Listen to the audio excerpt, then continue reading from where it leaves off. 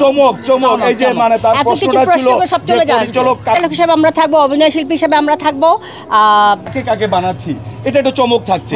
এবং বাংলাদেশের বিখ্যাত সব পরিচালক যাদের ছবি হিট করেছে, যারা ছবি মানুষের হৃদয়কে স্পর্শ করে, তারা আমাদের 6টি, আবার আমরা এক পরিচালক দিয়ে বানাবো না, আমরা এক জায়গায় মানে মানে একীভূত হব না, আমরা বিভিন্ন পরিচালককে নিয়ে আসবো এক একটি ছবি করার জন্য। এবং এই ছবি আপনাদের হৃদয়ের কথা বলবে, ভালোবাসার কথা বলবে, এবং 12টি ছবিতে 12 জন পরিচালক থাকবে।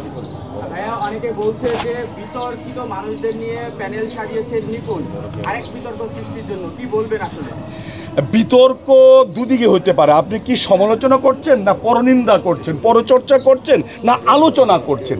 যদি বলেন যে সমালোচনা, এটা আমরা অবশ্যই এটাকে সাধুবাদ জানাই। সমালোচনা একটা মানুষকে, একটি প্রতিষ্ঠানকে সঠিক করে তোলে, নিরবিচ্ছিন্ন করে তোলে।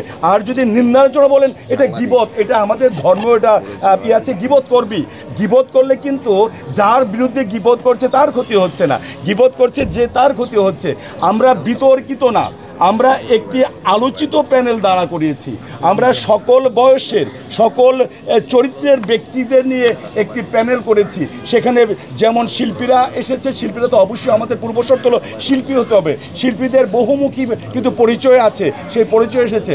আমরা কিন্তু কথা দিচ্ছি না যে নির্বাচিত হলেই সিনেমা তৈরি করব।